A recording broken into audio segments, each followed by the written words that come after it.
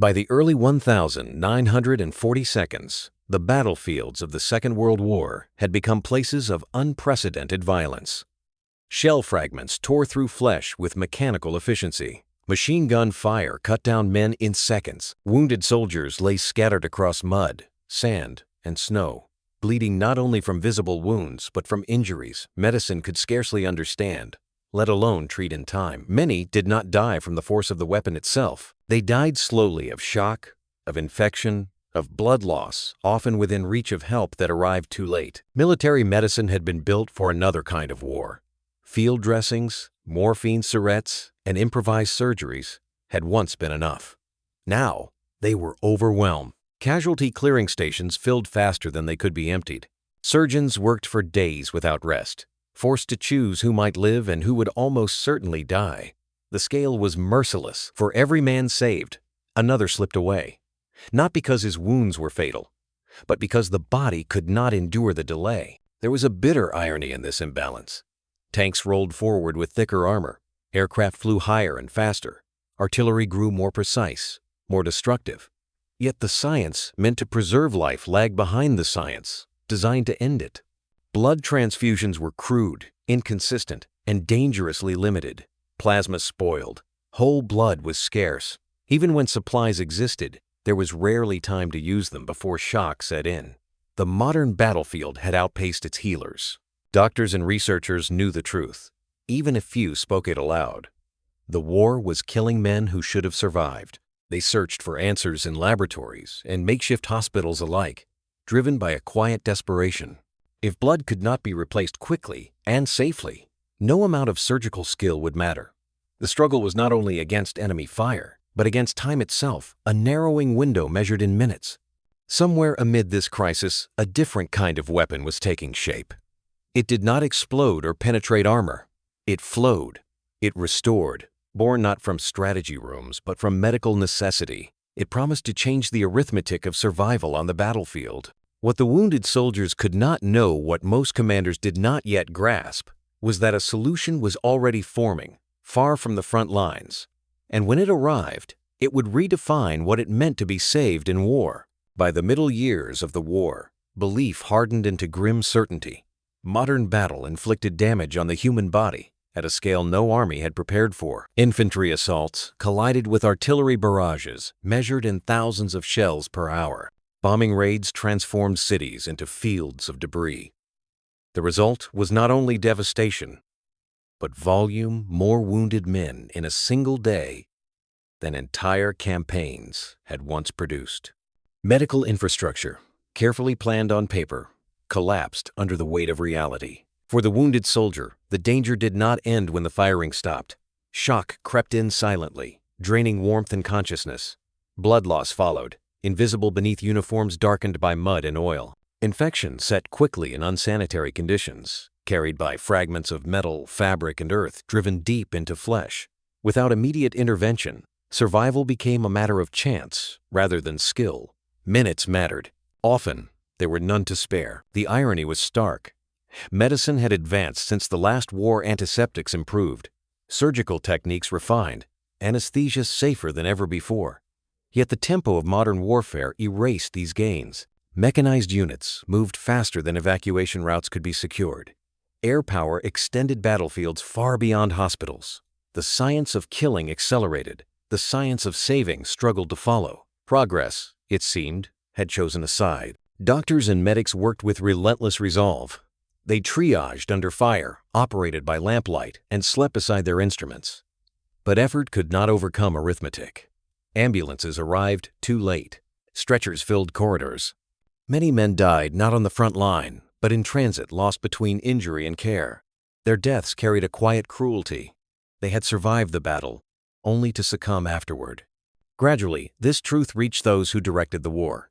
Reports accumulated, statistics hardened into evidence.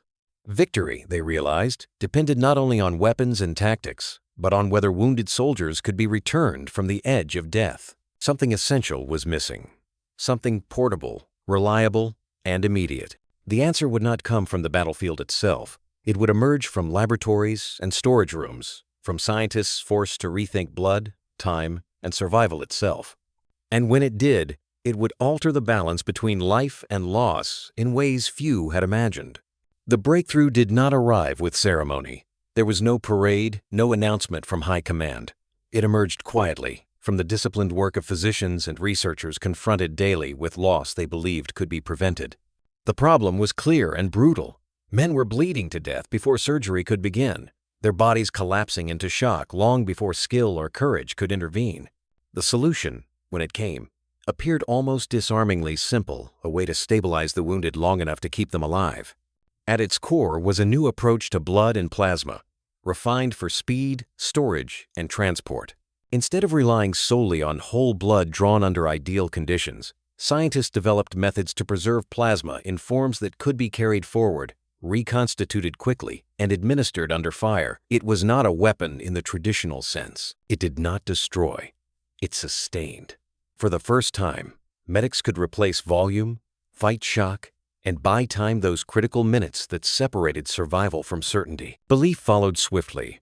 Early reports described men regaining consciousness, pulses strengthening, breathing slowing into rhythm. Soldiers who would have been written off as beyond help were reaching surgical tables alive. To those who witnessed it, the implication was unmistakable. This treatment could change the outcome of countless engagements, not by altering tactics, but by preserving lives long enough to matter. And yet, the irony lingered.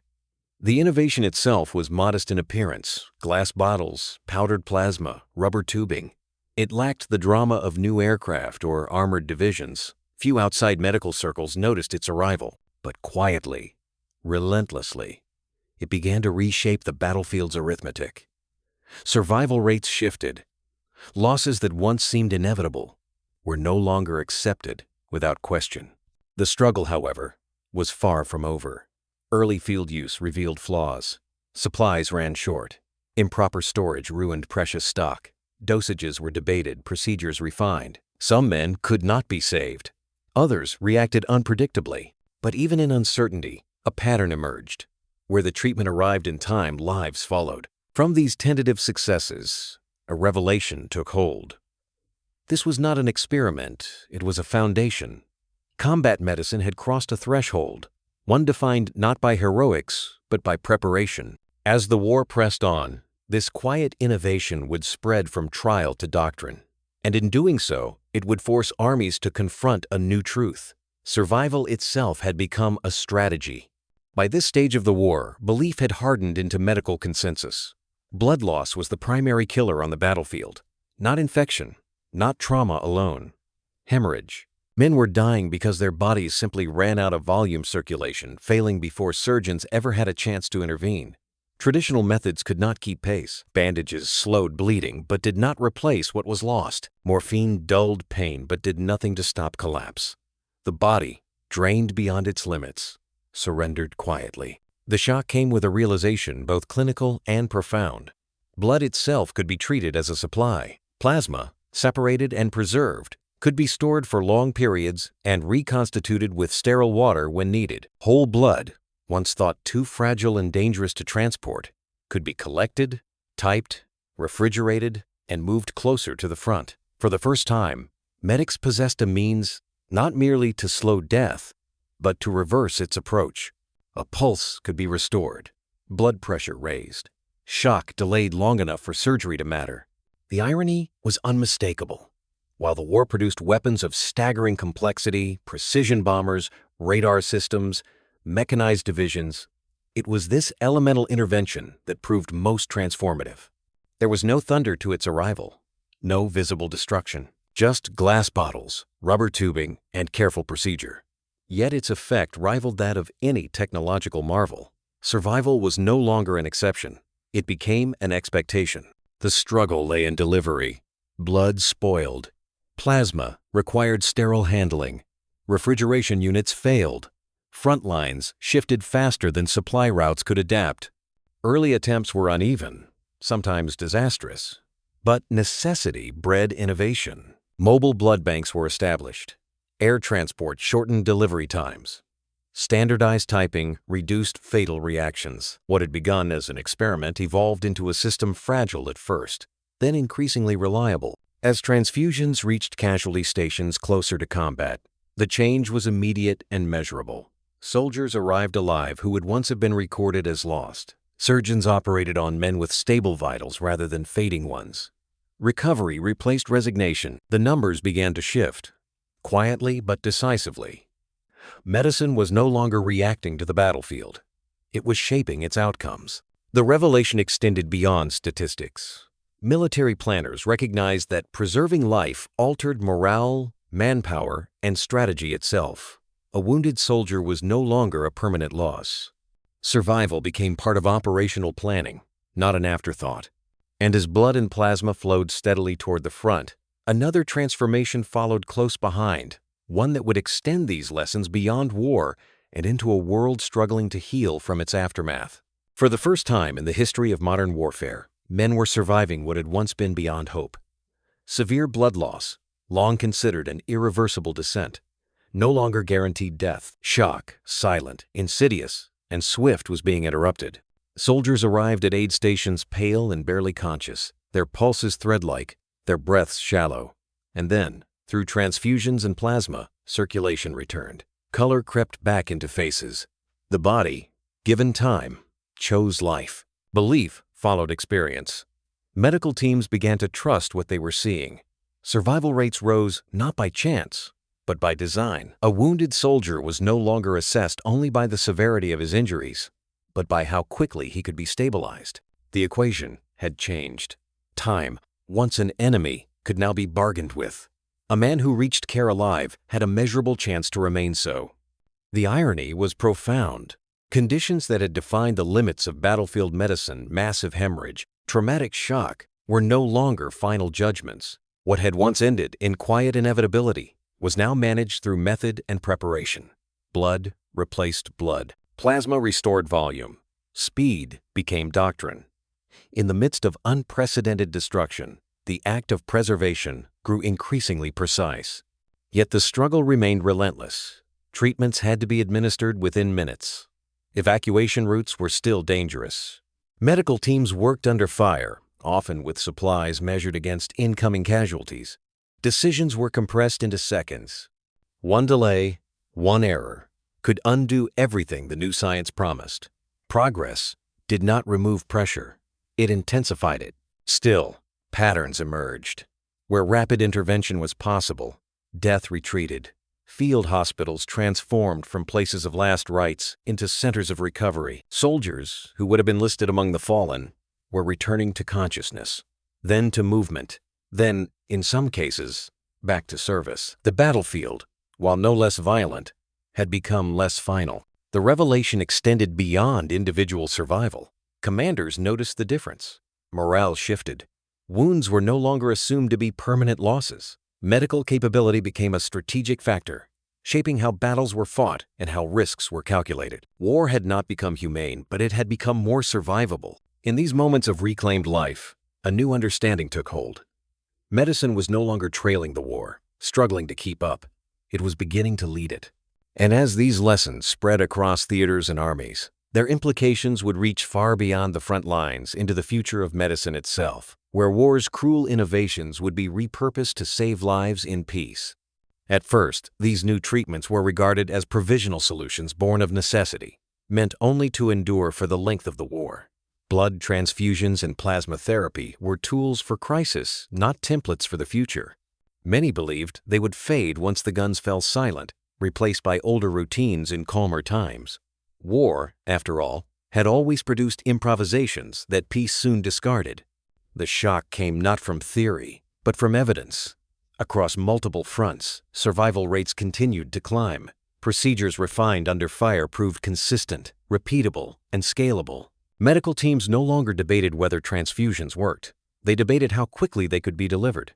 The method spread from field stations to hospitals, far behind the lines, then across armies and nations. What had begun as adaptation hardened into doctrine. The irony lay in its origin.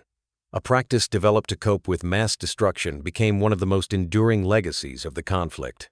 While tanks rusted and aircraft were retired, the principles forged in battlefield hospitals endured. Blood typing, storage, rapid transfusion protocols. These were no longer wartime anomalies. They were becoming standards. reshaping expectations of survival wherever trauma occurred. Yet the struggle shifted rather than disappeared. Expanding these treatments beyond the front lines demanded infrastructure, training, and coordination on an unprecedented scale. Blood banks had to be organized, donor systems formalized, transport networks synchronized with medical demand. The science was proven, but the system to support it had to be built almost from nothing, even as the war continued to drain resources. Gradually, that system took shape. Centralized collection centers fed forward units. Medical personnel were trained not only to treat wounds, but to manage shock as a process rather than an inevitability. The language of care changed. Beyond saving became a rarer judgment. Survival was assumed until proven otherwise. The revelation was unmistakable. Combat medicine had crossed a threshold from reaction to prevention. The wounded were no longer passive victims of timing and chance. They were patients in a chain of care designed to sustain life from the moment of injury onward. The battlefield remained brutal, but its medical response had matured. This quiet revolution carried consequences far beyond wartime necessity. As armies prepared for future conflicts, they did so with new assumptions about what could and should be saved. And as peace approached, these lessons would not remain confined to soldiers alone. In hospitals far from any front line, the methods refined in war were about to reshape civilian medicine as well, extending the reach of survival into a world determined to remember the cost at which it was learned. As the breakthrough gained momentum, its greatest test was no longer scientific, it was logistical. Blood and plasma had to move where bullets still flew, across roads cratered by artillery and skies contested by aircraft. Refrigeration units were mounted on trucks. Storage protocols were standardized. Air transport was coordinated with casualty reports, measured in hours rather than days. Each improvement was incremental, almost mundane. Yet together, they formed a chain of survival that stretched from donor to battlefield. This refinement was born of necessity. A treatment delayed was a treatment denied. Medical planners learned to think in minutes, not miles. Forward aid stations were repositioned. Evacuation routes were recalculated. Supplies were pushed closer to danger than doctrine had once allowed. War forced efficiency, and efficiency rewarded preparation. Slowly, unevenly, the system began to hold. There was a quiet irony at the heart of it all. Amid the complexity of modern warfare, its machinery, its strategies, its technologies, the most decisive medical innovation rested on a simple truth. Blood lost had to be replaced. Shock had to be interrupted. Stabilization had to come before surgery. It was not an elegant theory. It was an elemental one. Life depended on volume, pressure, and time. Under relentless pressure, combat medical teams refined the process. They trained to administer transfusions under fire. They learned to recognize shock before collapse set in. Protocols were shortened, simplified, repeated until instinct replaced hesitation. Survival rates improved not because the war grew less violent, but because response grew faster. What once took hours now took minutes. What once failed routinely now succeeded often enough to be expected. For the wounded soldier, this shift was immediate and personal. Injury no longer marked the end of usefulness or the beginning of resignation. A lifeline existed visible in tubing and bottles, felt in the return of warmth and clarity. Men who would have been counted among the dead were conscious enough to speak, to ask questions, to believe they might live. The battlefield, while unchanged in its cruelty, no longer dictated fate alone. The revelation was measurable. Casualty statistics reflected it plainly. Mortality rates from hemorrhage dropped. Return to duty numbers climbed. Medical officers reported outcomes that would have been dismissed as improbable only years earlier. Survival was no longer anecdotal. It was systemic. The breakthrough had become standard practice, embedded into the rhythm of combat operations. This new standard altered behavior at every level. Commanders planned knowing that wounded soldiers had a chance. Medics worked with confidence rather than desperation. Soldiers fought with the knowledge often unspoken that injury did not automatically mean death. The psychological effect was subtle but real. Preservation of life became part of the war's machinery, running parallel to destruction. Yet this lifeline came at a cost. It demanded coordination, discipline, and resources that war constantly threatened to disrupt. Every bottle of blood represented another human contribution, another fragile link. The system held only because it was continuously reinforced by effort and belief. It was not invincible. It was maintained. By the time the war reached its later stages, the transformation was undeniable. Combat medicine had evolved from last resort to first response. The wounded were no longer waiting for miracles. They were receiving method, and as soldiers crossed battlefields knowing that survival was possible, the implications extended beyond the war itself. The standard forged under fire was already beginning to outgrow its origins, poised to redefine how societies would treat trauma long after the guns fell silent. The future of medicine. Lessons from war. Approx. 675 words. The shock of the discovery came slowly, almost reluctantly. What had begun as a wartime necessity was proving too effective to remain confined to the battlefield. Soldiers were surviving injuries that had once been fatal, not through chance or heroism alone, but through systems, timing, and preparation. And as the data accumulated, an unsettling realization emerged. This knowledge did not belong only to war. It belonged to medicine itself. Belief followed evidence, as it always does. The principles forged under fire, rapid stabilization, early transfusion, coordinated evacuation, were not uniquely military. They addressed universal truths about the human body in crisis. Blood loss behaved the same way in a bombed village as it did on a city street. Shock followed the same physiology, whether caused by shrapnel or steel. The lessons learned in canvas tents and improvised wards were transferable, and physicians began to see civilian medicine through a new lens.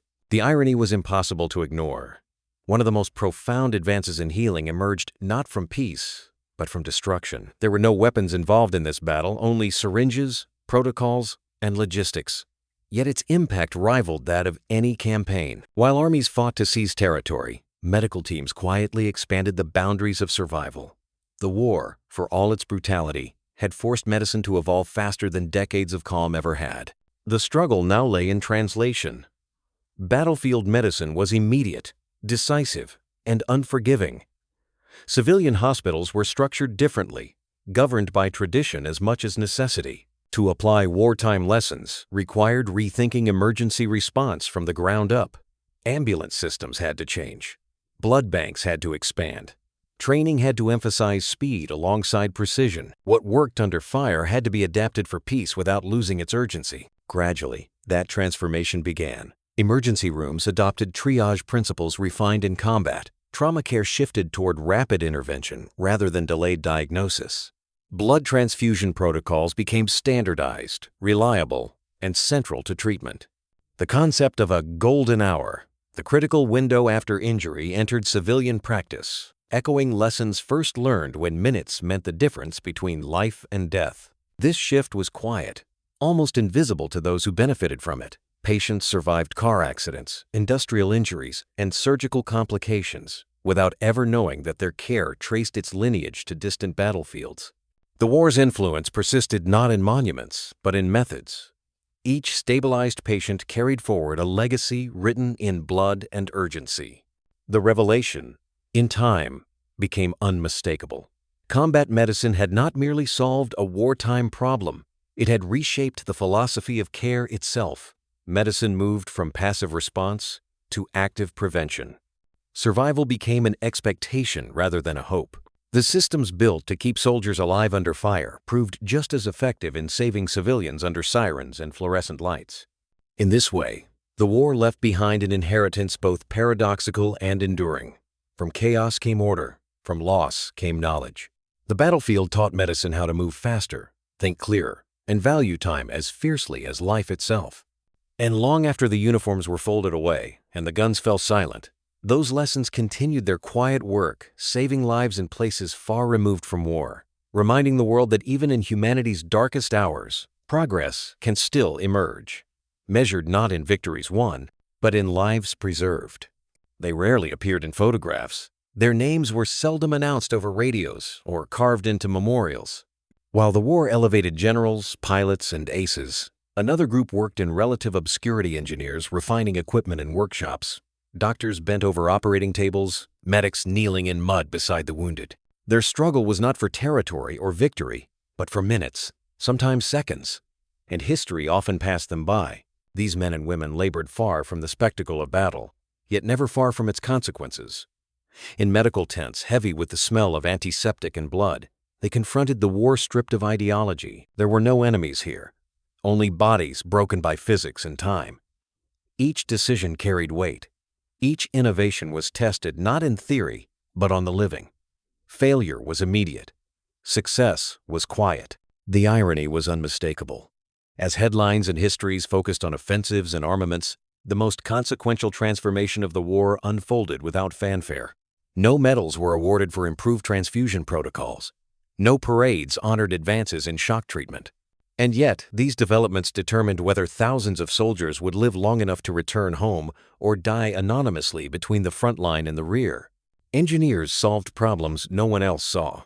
How to keep plasma stable in heat, how to transport blood without spoilage, how to design equipment simple enough to be used under fire, by hands shaking with exhaustion.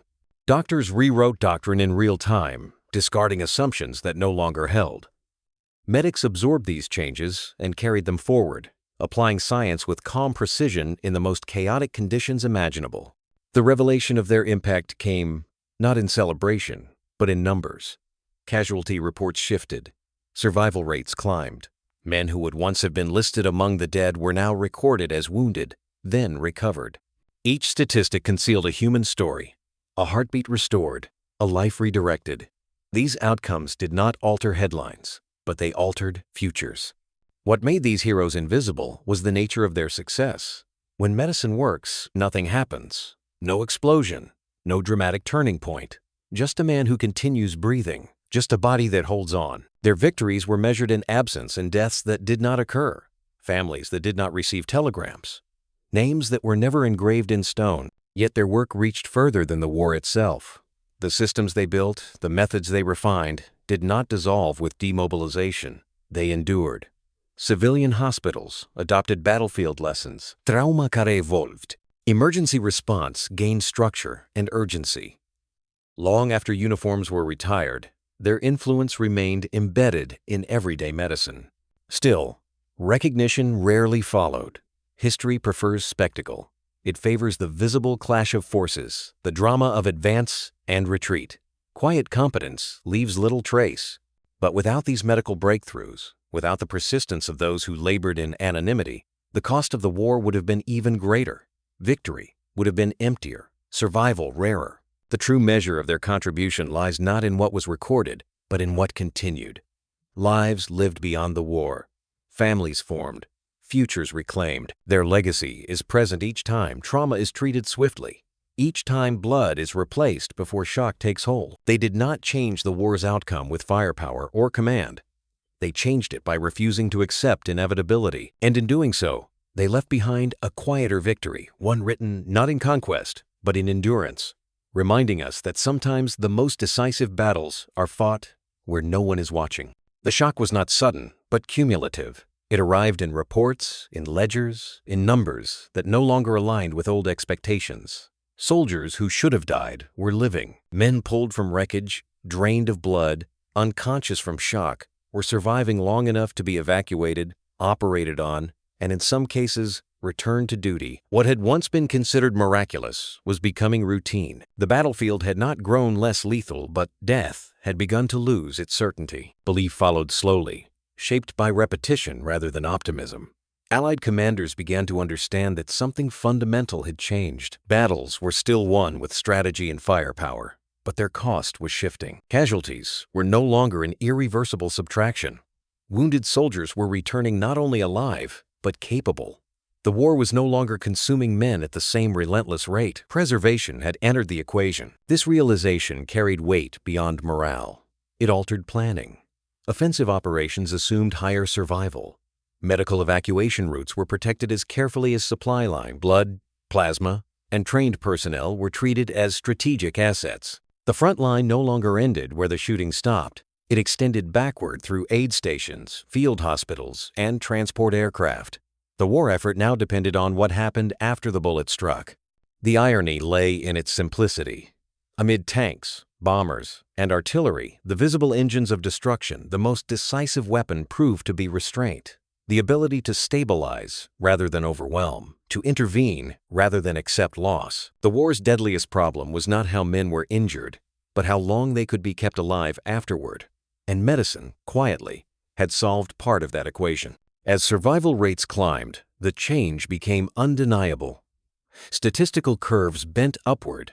Deaths from hemorrhage fell sharply where transfusion systems were established. Shock, once a near certain end, became a condition to be managed. Combat medicine was no longer ancillary. It was decisive. The difference between victory and exhaustion was no longer measured only in divisions and supplies, but in how many wounded soldiers lived to fight another day or to go home. This was the turning point. Not a single battle, not a famous date, but a shift in probability. Warfare had crossed a threshold where destruction no longer dictated outcome alone. Preservation mattered. The human body, supported by systems refined under pressure, could endure far more than previously believed. Survival became possible not by chance, but by design. The revelation extended beyond the Allies themselves. Enemy forces observed similar patterns, racing to adapt. The war accelerated not only in firepower, but in care. Medicine became competitive, innovative, urgent. In this quiet contest, every saved life represented time, experience, and resilience reclaimed from the edge of loss. Yet this transformation carried moral weight. The war still demanded killing. No innovation softened that truth, but it complicated it. For the first time, armies were forced to confront the paradox that while they perfected methods of destruction, they were also investing deeply in keeping their own alive. The battlefield became a place where death and survival advanced together, bound by logistics and intention. By the later years of the war, this paradigm was firmly in place. A wounded soldier was no longer a footnote, he was a responsibility. Medicine had altered the contract of warfare, imposing an obligation not merely to fight, but to preserve. The cost of war remained immense, but it was no longer as absolute. What began as a desperate response to mass casualties had reshaped how wars were fought and measured. Victory was no longer defined only by ground taken or enemies defeated, but by lives sustained under impossible conditions. And in that shift lay a deeper legacy. Warfare had not become humane, but it had become accountable. The possibility of survival had changed expectations forever. As the war moved toward its conclusion, one truth stood clear. The future of conflict would never again ignore the power of saving life, and neither would the world that emerged from it. At first, the adjustment was reluctant. Military strategy had always treated wounded soldiers as an unfortunate consequence, an expected cost of movement and firepower. Recovery was a concern for rear areas, not for planning rooms. But as medical treatment gained traction and survival rates climbed, this separation became impossible to maintain. Armies began to confront a new reality. The health of their soldiers did not merely follow strategy. It shaped it. The struggle lay in recalibration. Commanders had been trained to calculate losses, to accept attrition as a constant. Now, those calculations no longer held. Wounded men were returning to duty faster. Units retained experience that would once have been erased. Veterans survived engagements that previously would have removed them from the war entirely. The battlefield was producing fewer permanent absences, and planners were forced to reconsider how they measured endurance. There was an irony embedded in this shift. The efficiency of medical care, its speed, reliability, and reach began influencing decisions once governed solely by weapons and terrain. Routes were chosen not only for tactical advantage, but for evacuation access. Timelines accounted for medical throughput. Supply chains prioritized blood and equipment alongside ammunition. The invisible architecture of care quietly redefined what was possible on the battlefield. This change marked a turning point in military thought. Armies came to understand that a healthy soldier was not simply a moral concern, but a strategic asset. Preservation of life extended operational capacity. It sustained morale. It reduced the long-term cost of campaigns. The wounded soldier, once written off as lost time, became an investment worth protecting. Medicine was no longer a support function. It was integrated into strategy itself. As this understanding deepened, doctrine followed. Medical units were deployed closer to combat. Evacuation plans were rehearsed alongside maneuvers. Training emphasized not just how to fight, but how to survive injury. The battlefield expanded backward into a network designed to keep men alive long enough to recover. Strategy began to assume survival rather than sacrifice. The revelation extended into how wars were measured. Success was no longer defined solely by ground gained or enemy losses inflicted. It included the preservation of one's own force. Campaigns that minimized fatalities were seen not as cautious, but as efficient. The calculus of power shifted subtly but permanently. Strength was no longer expressed only through destruction, but through resilience. This evolution carried implications for future conflicts. As armies absorbed these lessons, they entered subsequent wars with different expectations. Soldiers were trained knowing that injury did not mean abandonment. Medical systems were planned from the outset, not improvised under pressure. The legacy of wartime medical breakthroughs endured in planning documents, training manuals, and strategic assumptions long after the original conflict ended. Yet this prioritization did not soften war's nature. Violence remained central. Death remained present. But the relationship between strategy and human cost had changed. The soldier was no longer a disposable unit. He was a resource whose survival mattered beyond the immediate engagement. Warfare, while still brutal, had become more deliberate in how it spent lives. In this way, medicine reshaped military thinking without ever firing a shot. It forced strategists to reckon with time, recovery, and human limits. The well-being of soldiers became inseparable from combat effectiveness, binding care and conflict into a single system. As future wars loomed, armies carried forward this lesson often unconsciously. They planned not only for how to break the enemy, but for how to sustain themselves. The battlefield had taught them that victory achieved at the cost of total depletion was no victory at all. And as strategy evolved around this truth, the final legacy of the medical breakthrough became clear. War would never again be planned as if survival were incidental. It had become central, reshaping how conflicts were fought and how their costs were understood. By the time the war drew toward its end, the scale of what had been accomplished became impossible to ignore. Millions of soldiers had survived injuries that, only a few years earlier, would have been fatal.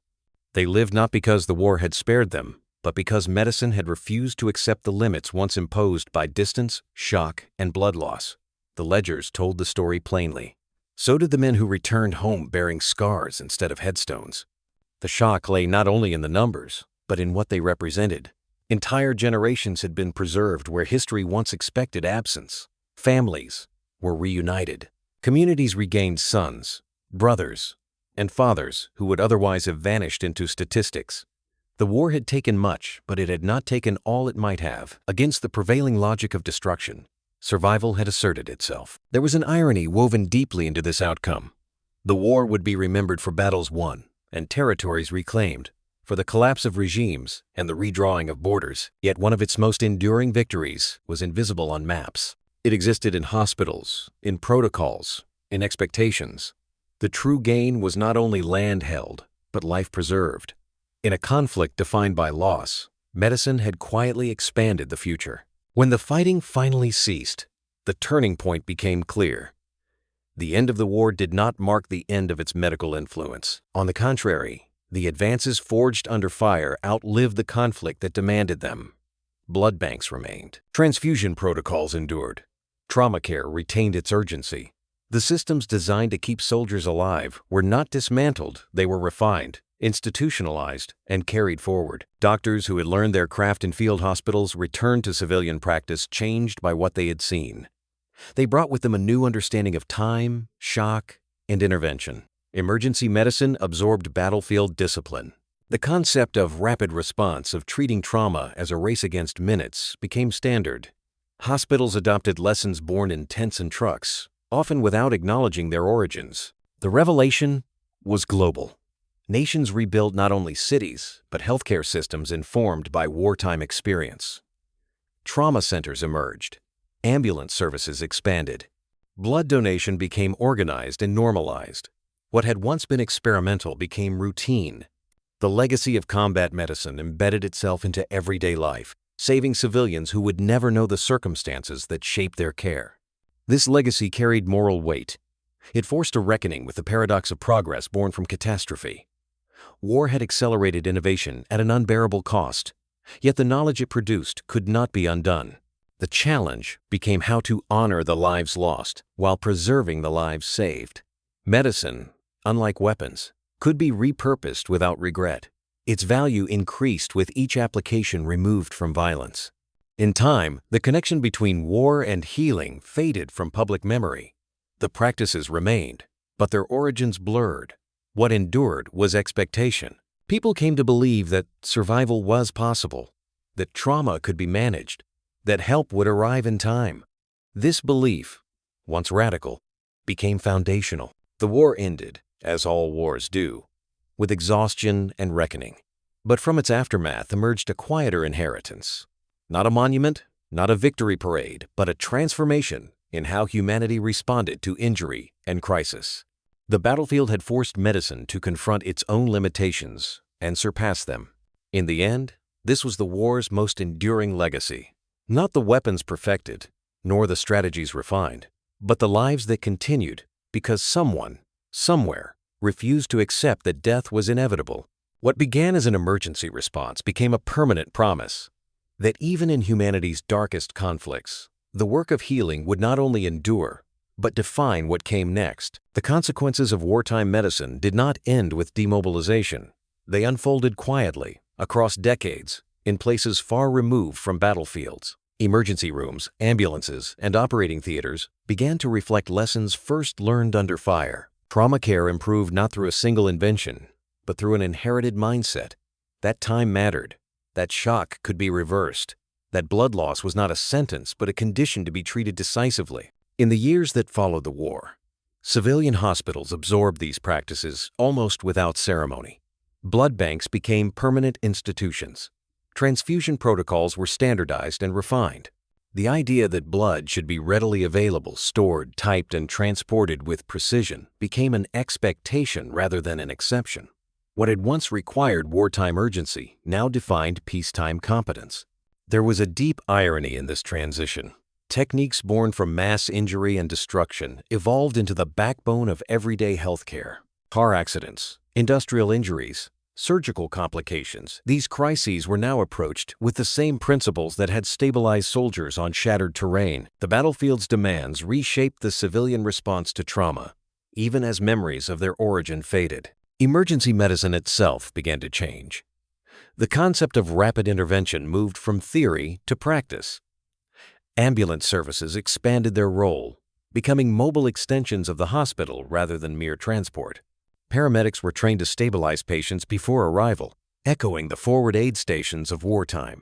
The golden hour, once an unspoken reality of combat medicine, became a guiding principle in civilian care. Hospitals reorganized around this urgency. Trauma centers were designed to receive patients immediately, bypassing delays that once proved fatal. Surgical teams stood ready. Blood products were prepared in advance. Systems replaced improvisation. Survival rates improved steadily, not because injuries became less severe, but because response became faster and more reliable. The revelation of this transformation was cumulative rather than dramatic. Millions of lives were saved not in moments of public recognition, but in ordinary crises handled with extraordinary efficiency. A driver survived a collision. A factory worker recovered from catastrophic injury. A patient emerged from surgery stabilized rather than depleted. Each outcome carried the imprint of wartime innovation, even if no one recognized its lineage. This influence extended beyond technology into philosophy. Medicine shifted from reactive to anticipatory. Preparation replaced resignation. The expectation of survival became embedded in both practice and public trust. Patients came to believe that injury did not automatically mean loss. That belief, once fragile, became foundational to modern healthcare. Yet this legacy carried a quiet moral complexity. Progress had been accelerated by catastrophe. Knowledge had been purchased at immense human cost. The challenge for post-war medicine was to honor that cost without glorifying its cause. Civilian healthcare did not celebrate war, but it inherited its lessons, transforming them into tools of preservation rather than destruction. Over time, the connection blurred. Blood transfusions became routine. Trauma protocols became standard. The origins of these practices receded into history. What remained was effect rather than memory. Medicine retained the structure, even as the circumstances that forged it disappeared. The true measure of this impact lies not in institutions, but in continuity.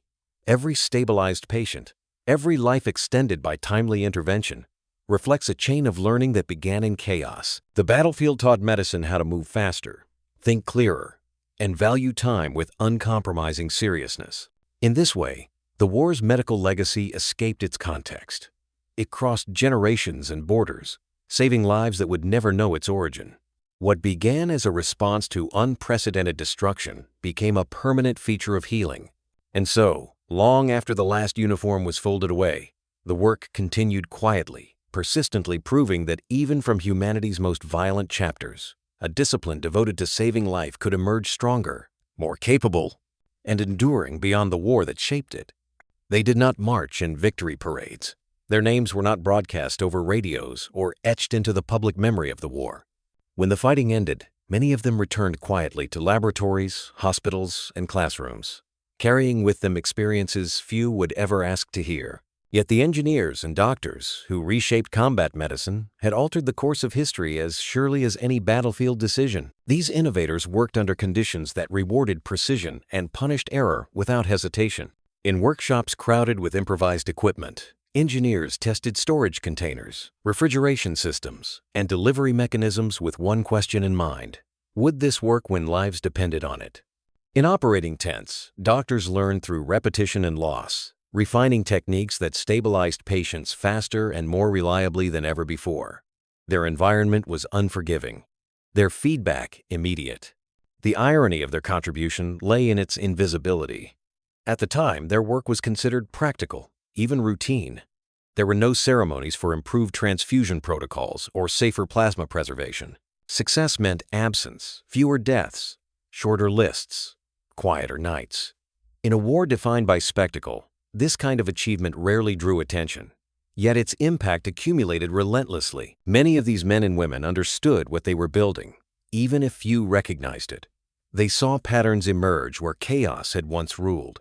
They watched survival become predictable rather than exceptional, and they carried this knowledge with humility, aware that progress had been forced by suffering, not inspiration. Their reflections, recorded years later, often returned to the same truth. Necessity had demanded speed, but conscience had guided restraint. The revelation of their role came gradually, long after the war itself had receded. Medical textbooks changed. Training programs adopted methods first tested under fire. Emergency care evolved around principles they had proven. The world absorbed their work without knowing their names, benefiting from systems designed by people who never sought recognition. These innovators did not see themselves as heroes. Many resisted the label entirely. They measured success not in praise, but in outcomes. A patient stabilized, a procedure improved, a life extended. Their sense of purpose was anchored in continuity, the belief that what they built would endure beyond the war that demanded it. And endure it did. Blood banks became permanent institutions. Trauma care adopted battlefield urgency. Emergency medicine matured into a discipline defined by preparation rather than improvisation. The foundations laid in wartime became pillars of peacetime healthcare, saving lives in circumstances far removed from combat. This endurance is the deepest irony of all. Work done in the shadow of destruction became one of the war's most constructive legacies. The engineers and doctors who labored without recognition shaped a future in which survival was expected, not hoped for. Their influence extended across borders and generations, embedded in practices so familiar they seem inevitable. The real heroes of this story did not carry weapons. They carried knowledge, discipline, and resolve. They fought a different battle against time, against blood loss, against the quiet certainty of shock. And in that battle, they prevailed often enough to change what medicine believed possible. History may continue to frame wars through victories and defeats, through leaders and armies. But beneath that narrative lies another, quieter account, one written in methods rather than medals, in lives saved rather than lives taken.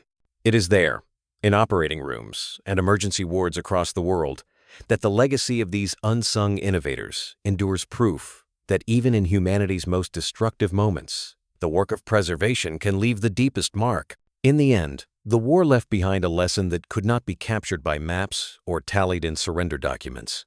Victory, it turned out, was not measured only by enemies defeated or territories reclaimed.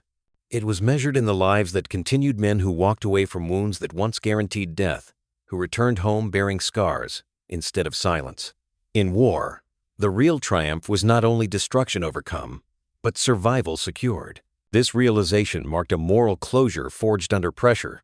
The conflict had changed the calculus of warfare itself. Armies learned that the preservation of their soldiers was not an act of sentiment, but a strategic and ethical necessity. Care became as deliberate as combat.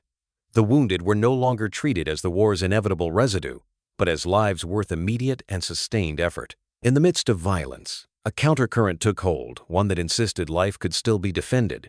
The war altered not just tactics, but responsibility.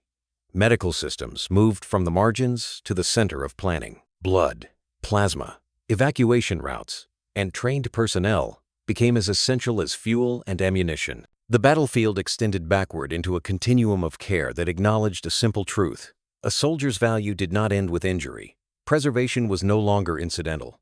It was integral. This shift carried consequences beyond the war years. Future conflicts would be entered with different assumptions. Soldiers would fight knowing that injury did not mean abandonment. Commanders would plan knowing that survival could be expected. Medicine would no longer chase the war from behind.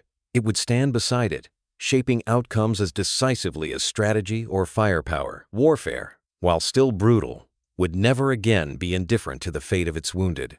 There was a quiet irony in this evolution. The most lasting change to warfare did not come from a new weapon or a decisive maneuver, but from an insistence on care. In a century defined by technological escalation, the most transformative advancement was human-centered. It asked not how to destroy more efficiently, but how to lose less irretrievably. This did not make war humane. Nothing could. But it made war accountable. It imposed an obligation to act quickly, to prepare thoroughly, to value the lives already committed to the fight. The soldier became more than a unit of force. He became a life under protection, even amid chaos. That expectation reshaped doctrine, morale, and the moral weight of command. As the decades unfolded, this principle endured. Medical innovations continued to evolve. Trauma care advanced. Emergency systems matured. The lineage traced back to wartime necessity, but the application reached far beyond it. Each saved life echoed a decision made long ago. That preservation mattered, even when destruction seemed unavoidable. The future of warfare would still be contested with weapons and will, but it would also be shaped by the quiet, persistent work of saving those caught within it. This duality, destruction constrained by care, became part of the modern understanding of conflict. The war had taught armies how to fight. It had also taught them how to keep their own alive. In the final accounting, this lesson stood apart. The greatest weapon of all was not forged from steel or fire. It was the ability to intervene in the narrow space between injury and death, and to choose life, repeatedly, under the worst conditions imaginable. In that choice, made millions of times by unseen hands, the Allies achieved a different kind of victory. One not claimed in victory parades, but carried forward in every life preserved afterward. And it is there in hospitals, in emergency rooms, in moments when survival still hangs in the balance, that the war's most enduring triumph continues to be realized.